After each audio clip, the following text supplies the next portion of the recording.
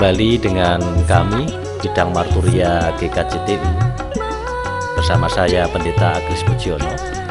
Saat ini kita akan membahas secara khusus persoalan antara merdeka atau liar. Ini tema yang menarik mengingat pada bulan ini kita masuk dalam masa-masa perayaan hari ulang tahun kemerdekaan Republik Indonesia.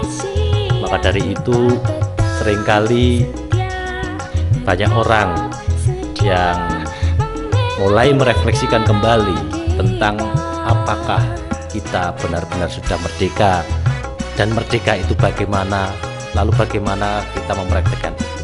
Tapi untuk kali ini kita akan lebih khusus berbicara apakah memang merdeka itu sama dengan liar atau liar itu sama dengan merdeka. Dalam hal ini saya ditemani teman saya seorang pendeta GKJTU bersama Pak Pendeta Joko Swigno Tias Mahendro. Halo, selamat siang Pak Joko. Selamat siang Mas Agris. Ya, kali ini beliau adalah pendeta GKJTU di Jemaat Cuntel yang berada di lereng Gunung Merbabu, dan beliaunya juga seorang dosen STT Sangkakala yang ada juga di sekitar lereng Merbabu itu. Baik, bagaimana kabar pelayanannya Mas Joko?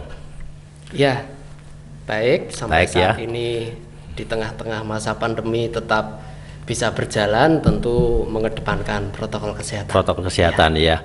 Di bulan Agustus ini kira-kira yang dilakukan apa di gerejanya? Ya, tentu kita tadi sudah saya ungkapkan. Oh, sebelumnya ya. Selamat ini dulu ya. Ya, silakan. Ulang tahun untuk negara yang kita kasihi, Republik Indonesia yang ke-76 ya. Untuk tahun 2021 ini kita berharap yang terbaik untuk bangsa dan negara kita. Nah, dalam rangka mengupayakan yang terbaik itu tadi, ya pengembangan pelayanan yang kami lakukan di tempat kami ya, di tengah-tengah masa pandemi ya tetap mengutamakan protokol kesehatan, dan ya kami masih mengurangi banyak kegiatan yang dulu kami lakukan sebelum pandemi, tetapi karena pandemi ya harus kita kurangi dan kita relakan. Sekali lagi ini demi yang terbaik untuk kepentingan bersama. Kepentingan bersama. Iya. Oke, kali ini Mas Joko kita akan bicara masalah merdeka atau liar. Itu artinya ada yang menyamakan namanya merdeka itu sama dengan liar, tapi ada juga yang membedakan bahwa merdeka sama liar itu memang berbeda tapi tipis begitu. Berbeda dan tipis. Menurut Mas Joko bagaimana ini persoalan merdeka dan liar ini? Iya, terkait dengan merdeka sama liar mungkin harus kita tarik ke titik tengah ini ya, bebas itu ya, atau kebebasan ya, kebebasan. Terus di sisi yang satunya adalah kemerdekaan, sisi yang satunya adalah keliaran begitu. Saya coba untuk memahami sisi kemerdekaan, ya beda tipis atau mungkin malah bisa dikatakan sama ya dengan kebebasan, karena memang kebebasan itu kan ya dimaknai kita ini keluar dari kungkungan, kita ini keluar dari masalah, kita ini katakanlah lepas dari ikatan tertentu yang mengekang kita. Nah, kemerdekaan itu baik yang saya pahami itu lebih dipakai dalam bahasa politik kan. Ya, jadi betul. Kebebasan, tetapi ini lebih diarahkan kepada pemahaman politik begitu. Nah, kemerdekaan ini yang kemudian ya sering kali kita dengar dalam percakapan politik. Terkait dengan kebebasan ya memang kadang juga dipakai dalam terminologi politik, namun kebebasan yang dipahami secara umum di sini lebih diarahkan kepada kebebasan individu. Ya, individu artinya pribadi seseorang itu bisa keluar dari kungkungan atau kekangan yang dirasakan, kemudian ia bisa keluar darinya, ini dinamakan sebagai kebebasan. Nah, kalau ini dimaknai dalam politik, ya namanya bangsa atau negara, ini kemudian bisa keluar dari kekangan penjajahan bangsa lain, maka dimaknai dengan kemerdekaan. Nah, sedangkan untuk yang liar itu tadi, ini adalah sisi ekstrim yang lain, gitu. Sisi ekstrim yang lain, mengapa seperti itu? Karena kalau yang namanya kemerdekaan itu kan, apakah ada bangsa yang sudah merdeka itu tanpa ada aturan? Kan tidak mungkin. Pasti setelah keluar dari penjajahan, dari kekangan bangsa lain, ia punya tata aturan tersendiri. Sedangkan untuk yang mengarah ke liar itu kebebasan yang tidak ada aturannya. Ya, tidak ada aturannya, sehingga kalau manusia itu tidak tertata atau tidak teratur, maka tujuan akhir dari keliaran itu ya sebenarnya ada kekacaubaluan gitu. Ini kan dua sisi yang berseberangan ya. Jadi kalau yang kemerdekaan itu tadi kebebasan yang diarahkan kepada tata aturan demi kepentingan bersama, tetapi kalau yang liar atau keliaran ini kebebasan yang tanpa aturan sebenarnya menujunya adalah kekacaubaluan. Oke. Jadi kalau boleh saya katakan, merdeka itu memang dia tetap sebelum merdeka tetap dalam kungkungan aturan tertentu, tapi dari pihak lain. Tapi setelah dia merdeka ini tetap ada aturan kungkungan, tapi dari keinginan dia sendiri, begitu ya, keinginan diri sendiri, karena itu dari aturan bangsa sendiri. Sedangkan yang liar itu tadi ya, liar itu memang dia tidak mau pakai aturan, gitu kan? Nah, persoalannya kan di ini. Kalau begitu, misalnya kalau kita lihat di dalam bangsa Indonesia ini kan, bangsa Indonesia ini memang Bung Karno dulu pernah berpesan, perjuanganku lebih ringan dibanding dengan perjuanganmu nanti.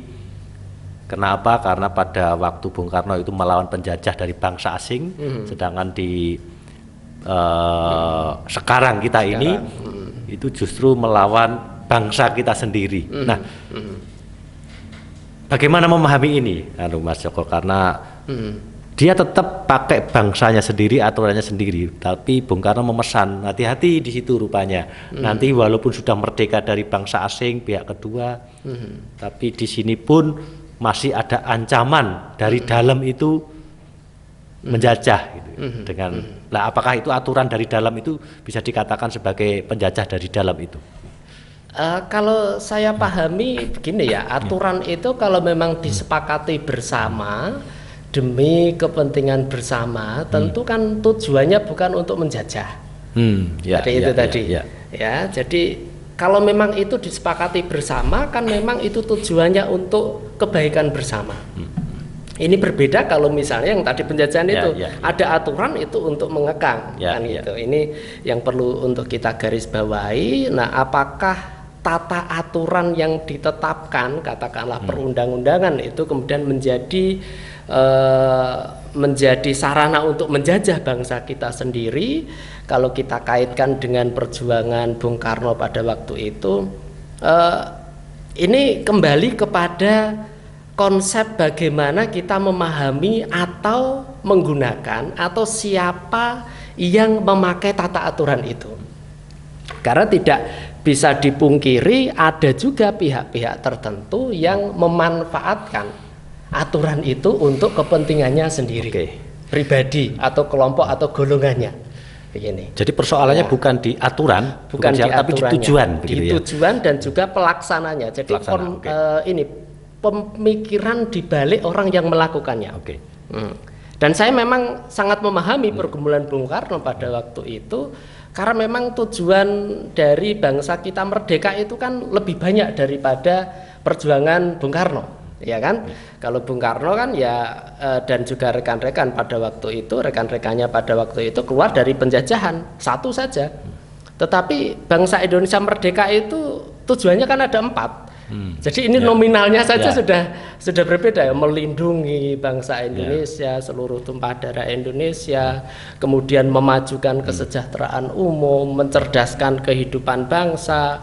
ikut bahkan ini ya melaksanakan ketertiban dunia ini. Nah, ini kan lebih banyak jika dibandingkan dengan perjuangan dari pada waktu masa kemerdekaan. Nah, oleh karena itu, karena ini juga tugasnya lebih banyak, tentu tata aturan yang dikembangkan kan juga pasti banyak.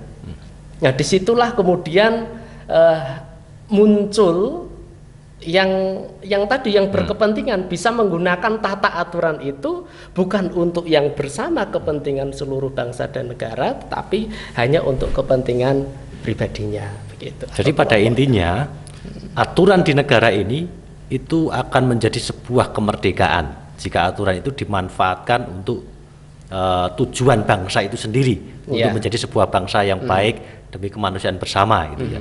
Tetapi itu juga akan menjadi sebuah penindasan ketika aturan bangsa ini dipakai untuk kepentingan kelompok itu sendiri walaupun dari dalam begitu ya. Nah, bagaimana dengan orang yang memang sudah trauma ini misalnya, jadi akhirnya dia akan terjerumus ke dalam liar nanti kan begini.